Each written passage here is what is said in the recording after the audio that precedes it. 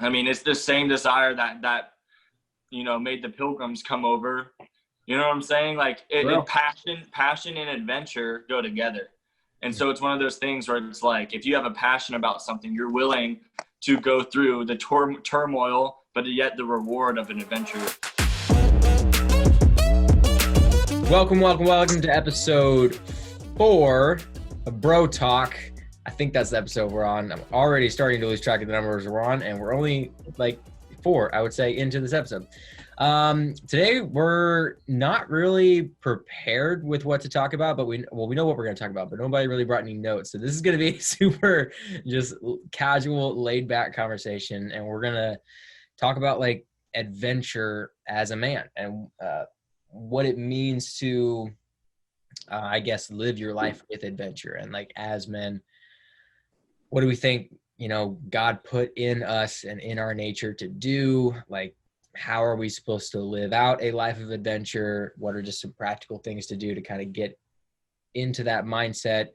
If you guys think of like any great stories, I know I've got some that I could go into later about that, but let's just kind of open the door to anybody to start that off. Like, what do y'all think it means for a man to be adventurous? Like, why is that so important?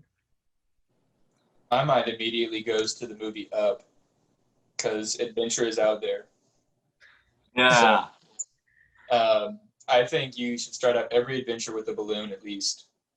Or your screensaver went away, so people aren't getting that reference. So, wow, failed.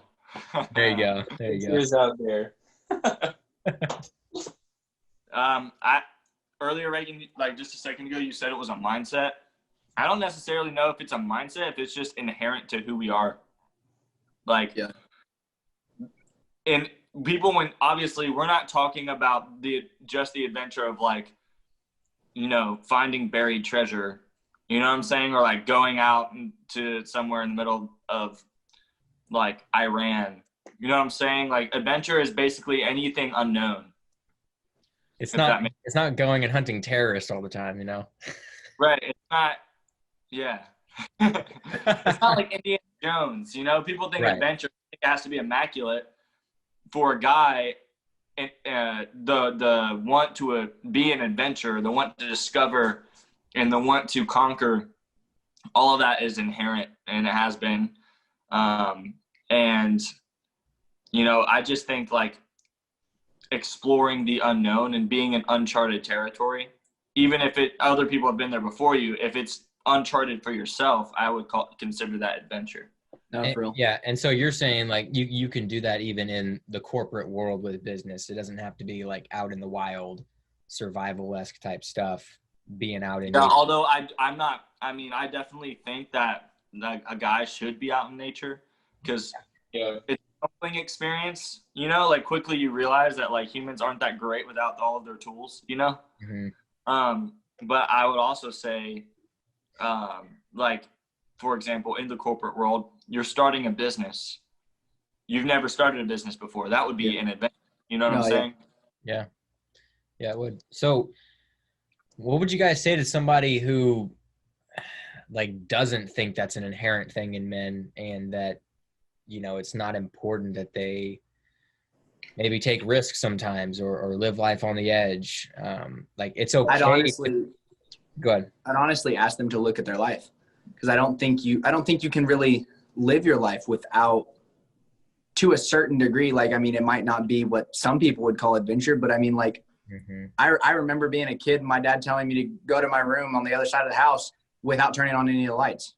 And like, for me, that was like, I could have swore I was in Lord of the Rings, like going through like one of the caves, and like, it was the end of the world. But like, it was just one of those moments that like pushed me to like figure out like what I could do. And that was like 8 or 9, like hated the dark. But like, I feel like you'd ask people, somebody that doesn't think that that's intrinsic in men to like want adventure, like ask them to look more closely at their life, because there's something that they're doing that they would consider an adventure. Yeah. And I would bring that back to the fact that, life is inherently hard, and life is going to throw challenges at you. And so you really can't escape the fact that you're going to have to take risks at some point, or you're going to struggle in life. And all of that is an adventure in and of itself. And so it's just like coming to the understanding that, especially as a man, and when you get older, like you get married, you're going to be the leader of your house spiritually, you know, financially, all that kind of good stuff. You're going to become a role. You're going to start playing a role that involves a lot more risk in life. And so just like expecting it, you know, life is you're going to go through adventure in life, and it's going to get hard, difficult. You're going to have to take risks, do all that stuff. I think for anybody that tries to say that adventure isn't like ingrained into men, they're obviously just denying culture. Like if you look at any movie that we watch that isn't a chick flick, it is jam-packed full of adventure. Mm-hmm. Like any Disney movie that you can watch, there is some kind of crazy grand adventure in it. Like The Lion King, it's full of adventure. Beauty and the Beast, adventure. Like the protagonist is just like always caught up in something. You know what I mean? Like to say that adventure isn't like ingrained in men is just blatantly denying the fact that our entire, like, we will pay money to go watch a story play out about somebody going on an adventure to defeat evil and save a beautiful princess. And even women love that, because women love the idea of being a beautiful princess worth saving. Yeah. And they also, like, you read Wild at Heart, which, I mean, I think we've said something about Wild at Heart in every episode, but Wild at Heart, it talks about like women want to be caught up in an adventure. They don't want to be the adventure. So like, that's where like a lot of guys make that mistake. But like, I think it's more like just a human thing, but like being like the desire for adventure. But I think on like guys more often are wanting more of the adventure, like more of a risk, more of like a thrill. I would say it's more necessary. Yeah. Right. So like obviously some women want to be an adventurer, and in other ways women have adventure of their own. So like obviously it's not that they don't want to be an adventurer. It's just like for a male to conquer the unknown in some way, form, or fashion is something that every man has done. And I mean, it's the same desire that you know, made the Pilgrims come over. You know what I'm saying? Like passion and adventure go together. And so it's one of those things where it's like, if you have a passion about something, you're willing to go through the turmoil, but yet the reward of an adventure. And so it's almost like an initiation kind of deal. And it's something that is kind of progressive throughout your life. There isn't really an end, I guess. There's always a new adventure in some way. And it's important, I think, for a guy to always have an adventure, because the adventure sets a goal, right? Like, you know what I'm saying? So like you have your protagonist, which would be like the man, and then the antagonist would be whatever he's trying to beat and overcome in order to get to the end goal. That right there, especially if he's never done it before, that's an adventure, right? He's going down this unknown journey, dodging and jumping over obstacles to get to a goal. And I would say that if you don't have a goal, you know what I'm saying? Like, this is where like, I think goals and adventure go hand in hand. Like if you don't have goals, then you might be lacking adventure in your life. Yeah. And that's a necessary part to growing. Yeah. And if you're watching this and you're a Christian, especially, it's important to understand that before Adam and Eve sinned in the garden, God had told them, be fruitful and multiply and take dominion over the earth. And so before sin had even entered the world, adventure was a part of who God designed us to be. Adam and Eve were supposed to go explore the world and take dominion over it. They weren't just supposed to be confined to the garden forever. And so just knowing that, like, that's a good, for me at least, that clicked in my head that's a good justification for that. It is inherent in us. It's built into our nature to be adventurous, to go explore. And I think part of that too is that's God's way of like temporarily satisfying our longing to be with him. That like Yeah. one day, like right now, all we have is this heart of adventure, but one day there will be a time when we're with him forever and we won't have to explore anymore. And so it's just kind of his way of, I guess, appeasing our longing to be with him while we're stuck here. Yeah. I think another thing that goes along with that is the fact that if God said he made us in his image, so if you look at the heart of God, he is an adventurer. He created the savannah. He created lions. He created tigers and kangaroos and elephants, like all these crazy, like the ocean. If you look at the ocean, we've only discovered what, 2% of the ocean? Oh yeah. Like, so we know more about the face of the moon than we do about the ocean, and that's crazy. So it's like God has given us so much to explore, and that's the adventure that we get to live, is exploring our world, discovering why things are the way that they are. He gave us philosophy, theology, history, science, biology, all of it, man. Like we get so much to explore, and right now we are at the peak of human knowledge. And if you look around, people are more bored than ever, and people are more stupid than ever. You have the entirety of accumulated human knowledge and wisdom at the tips of your fingers on your smartphone, and we watch people play video games online for hours. mm-hmm. And we play video games online for hours, and because we live in a media-saturated culture. It's like a false sense of adventure. Like that's what a video game is almost, you know? Yeah, like Minecraft, you get to go and explore and build, and it's like that's what kids used to do whenever their parents would tell them, "Hey, go play outside for 4 hours." Like you can't come. Like I know my parents got locked outside. Like their parents would send them out and then lock the door, and it's like you had to figure out something to do while you were outside for hours on end. And Austin has told me stories about how he would play with his imaginary friends with a stick. Like all that is a stick. Thanks for that one, Colton. That's great. Hey, no, but you're right. I mean, for real. Like I used to like.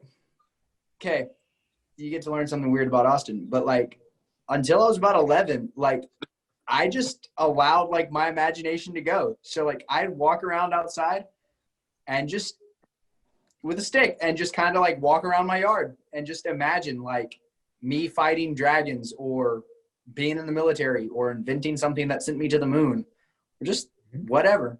I mean, that's weird now, but it's weird now. I mean, but it's weird now because we have video games. Yeah. But like that's what kids did, like play pretend. Like that is what you did. You played soldier as a kid, you know. I mean, the number of times that I built like completely functional bows and arrows that like I shouldn't have had access to because I probably should have impaled myself multiple times. And like the things that I jumped off of as a kid, I was like, I shouldn't have legs anymore, but it's fine. Like I fell so many times. Yeah, my knees are messed up, but it's fine.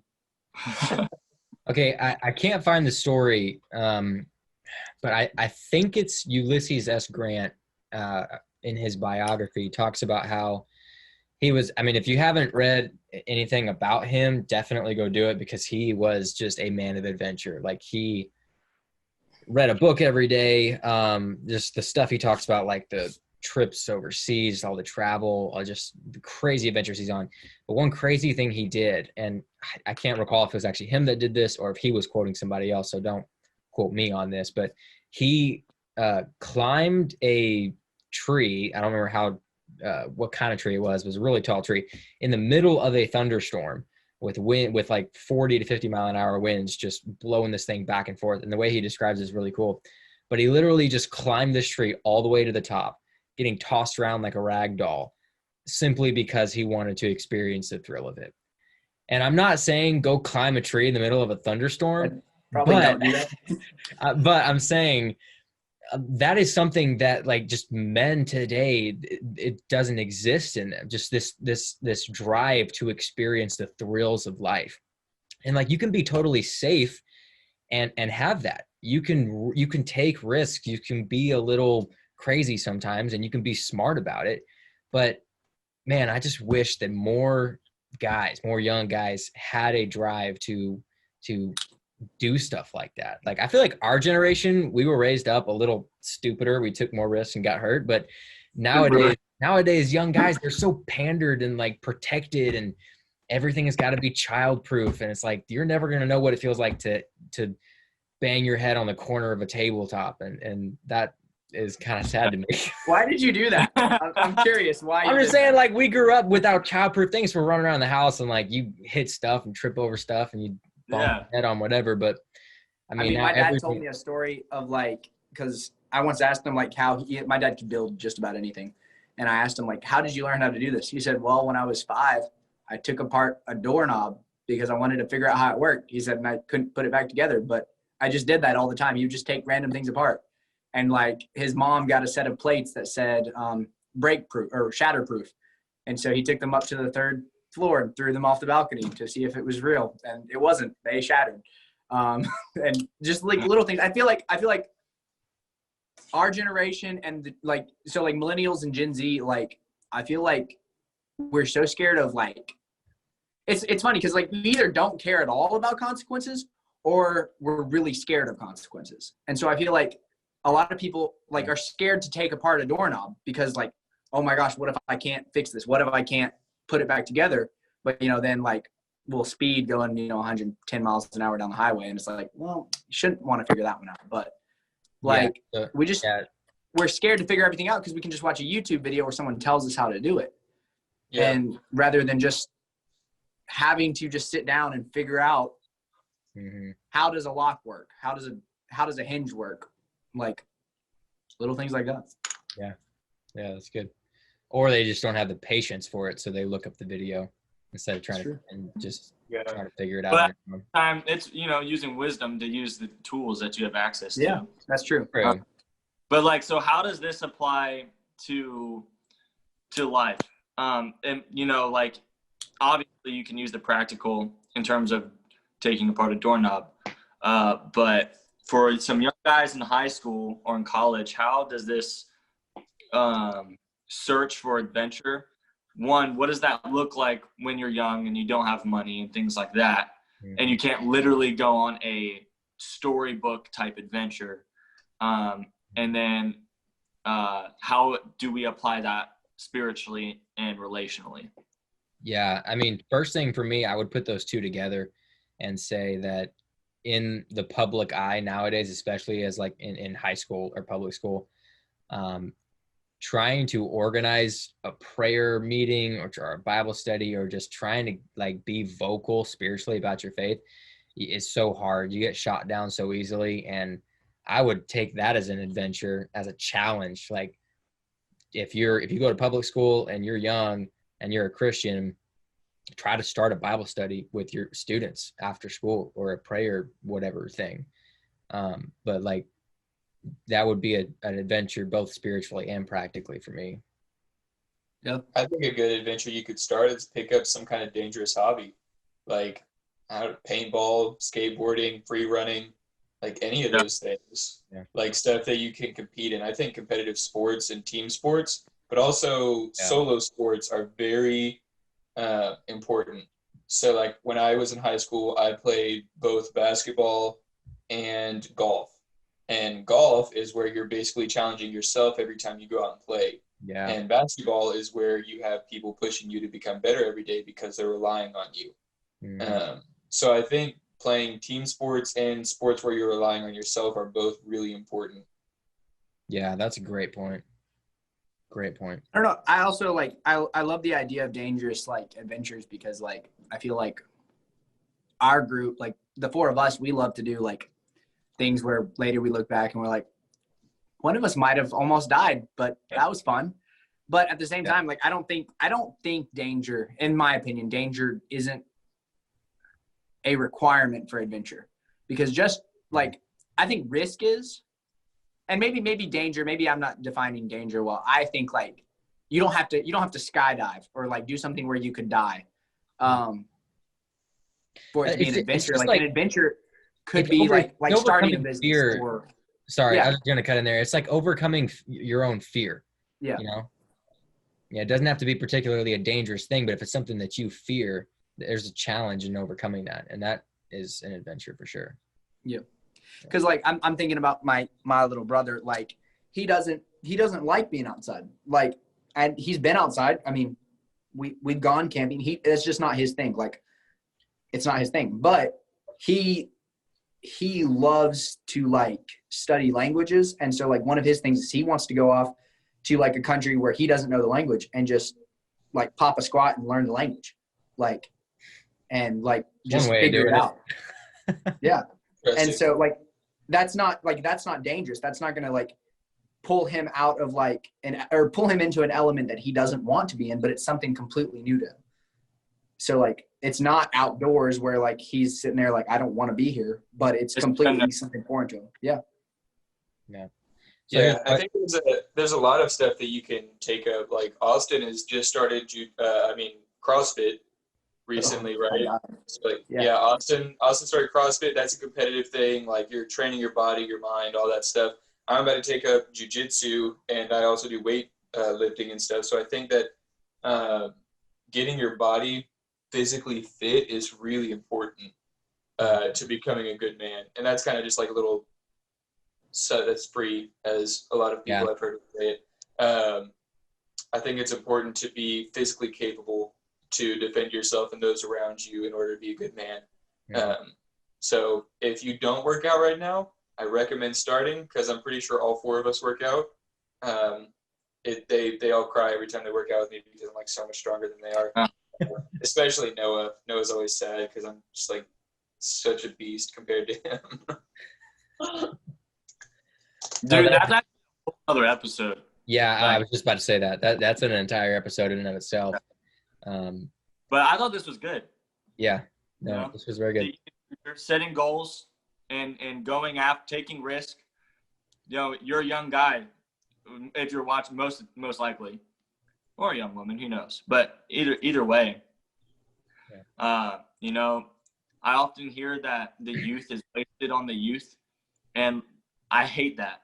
You know what I'm saying? Like, I don't like that. Wait, say that again. The youth is often wasted on the youth. Oh, dang. Meaning, like, you get older and more experienced and wise in life, and then you start doing stuff when you were more capable when you were younger. So it's one of those things where it's like, what do you have to lose? I mean, this if you are at risk of losing your integrity and your character, obviously don't do it. Yeah. Like, Yeah. Absolutely. most of us already don't have money, and you know what I'm saying? Like, we're so scared of failure, but that is how you learn. That is how adventure happens, you know? So Okay, so I'll pose this question to you guys, and then we'll wrap up here. So last one. So, somebody who is like, that's just not who they are. They're maybe like a homebody, super introvert. They don't like taking risks. They don't like putting themselves out there.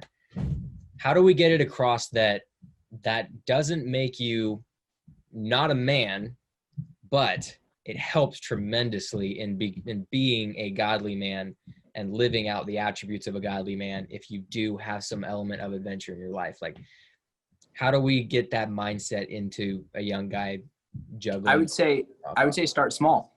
Like, you can take the idea of discipline. Like I read something like all three of y'all have been to my house. Like, you know, like I struggle with doing my dishes and doing my laundry. And so I like looked up like, okay, how do I gain discipline? And there's this dude who like started his tolerance for discipline, like he says is like a muscle. His tolerance for discipline was he could wake up every morning and move a penny from one side of the table of his nightstand to the other side, to a different corner. And like that, he forced himself to do that every morning. Like that doesn't take any energy, it just forced himself to, before he left for work, he moved that penny to each corner moved it to the next corner every day. And then he grew from there. So like, if you're super introverted, super like don't want to take any risk, I mean, force yourself to wave at a stranger. Like, if they don't wave back, you'll never see them again, and it doesn't matter. But force yourself to take that risk to smile and wave. And then after you got that down, after that doesn't take anything from you, force yourself to smile, wave, and say, hey, because that might start a conversation. Like, force yourself to break out and take, like, really minute risks until it's normal. The standard of adventure isn't objective, it's subjective. So it's about you. And so don't compare yourself to other people. Mm-hmm. Look at where you can step out of your comfort zone. Look at where you can push yourself. Look at understand your passions and explore them, right? Explore the unknown and give yourself goals so that you can further, your discipline, your ability to see into the future. There's just so many things that grow as a result of you pushing yourself to explore the quote unquote unknown in your specific life. So I think whenever I was in high school, I wasn't really competitive. I didn't like adventure. I was very, I would say that I was a weak person because I didn't grow up with any brothers or anything like that. I didn't really like wrestling. I didn't really like sports. I was just kind of one of those plain Jane kind of guys. And I think it was just mainly because I was so insecure. So if I had one thing to say to those guys, I feel like you don't need to be adventurous. That's probably your insecurity saying that to you. So try and find something that you're good at, that you naturally progress at, and that you can compete in, and get really good at that. Like, become competent in that field.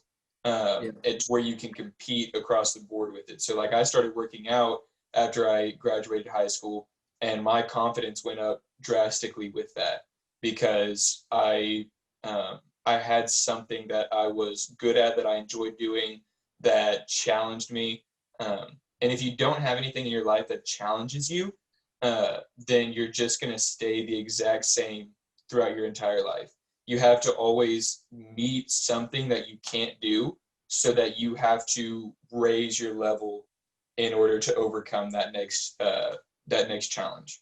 Yeah, absolutely. And that's one of those basic characteristics of a leader. A leader is always challenging themselves to get better. And if they're just stagnant, they're going to what was it?